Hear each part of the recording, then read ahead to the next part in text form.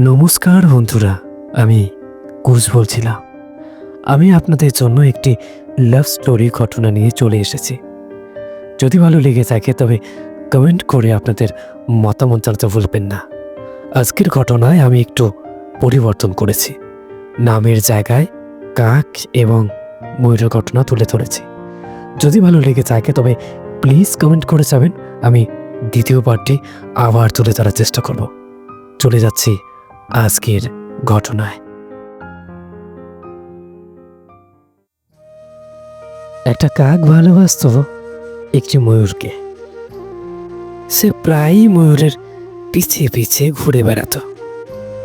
ময়ূর এটা বুঝতে পারলেও সে না বসার ভান করে কাককে এড়িয়ে চলত। এভাবেই দীর্ঘদিন কেটে যায়। একদিন ময়ূর তার বাসার সামনে একটা হলুদ খাম দেখতে পেল। সে খামের ভেতরে একটা ছোট্ট কালো রঙের ফুল। ময়ূরের আর বুঝতে বাকি রইল না, হয়তো কাকি এই খামটি পাঠিয়েছে। কয়েকদিন পর কাকির সাথে ময়ূরের দেখা হয়ে গেল। ময়ূর বলল, তোমার শরীর যেমন কালো রঙের তেমনি তোমার রুচিও কালো। তাই তো এত ভালো ভালো রঙের ফুল থাকতেও তুমি কালো ফুল পাঠিয়েছ। কাক ময়ূরের কথা শুনে দুঃখ পেয়ে চলে গেল। বেশ কিছুদিন ময়ূর আর কাকের দেখা পেল না। এভাবে সপ্তাহ গেল, মাস গেল, বছরও পেরিয়ে গেল। কাকের সন্ধান আর ময়ূর পেল না। অবশ্য এখানে বলে রাখা ভালো, ময়ূর কখনো কাকের খোঁজ নেওয়ার চেষ্টাও করেনি। কয়েক বছর পর হঠাৎ করে কাকের সাথে ময়ূরের দেখা হয়ে গেল। ময়ূর কাককে দেখে বলল, আমার রূপ দেখে সবাই আমাকে ভালোবাসতে চায়। তুমিও তো ভালোবাসতে চেয়েছিলে, তবে আমাকে জয় করার চেষ্টা আর করলে না কেন? কাক জবাব দিল, তোমার সাথে জীবনে একদিনই আমার কথা হয়েছিল।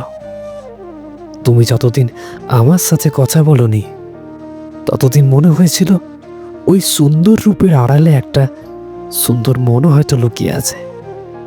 কিন্তু যখন দেখলাম ফুলের মতো জিনিসকেও তুমি রং দেখে বিচার করো, তখনই বুঝেছিলাম মরিচিকার পিছে ছুটে চলেছি। তাই তো নিজেকে সরিয়ে নিলাম।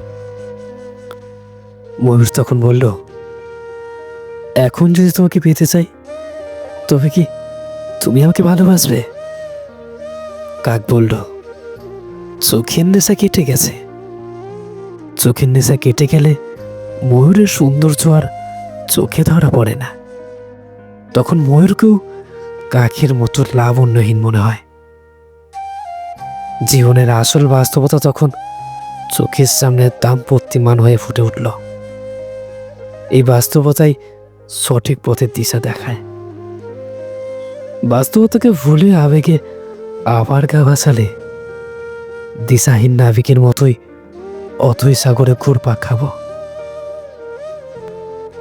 কাক ও ময়ূর বিপরীত দিকে হাঁটা শুরু করলো। ধীরে ধীরে দুজনের দূরত্ব বাড়তে লাগলো। এই দূরত্ব যত বাড়বে, জীবন নামক সমুদ্র থেকে তারা তত বেশি মুক্ত সংগ্রহ করতে পারবে। আজকের এই স্টোরিটি তোমাদের কেমন লাগলো? যদি ভালো লেগে থাকে কমেন্ট করে জানাবেন। আমি নেক্সট স্টোরি মানে দ্বিতীয় পার্টটি আমি আবার তুলে ধরার চেষ্টা করব। তাই যারা দ্বিতীয় পার্টটি শুনতে চাও তারা প্লিজ কমেন্ট করে জানাবে।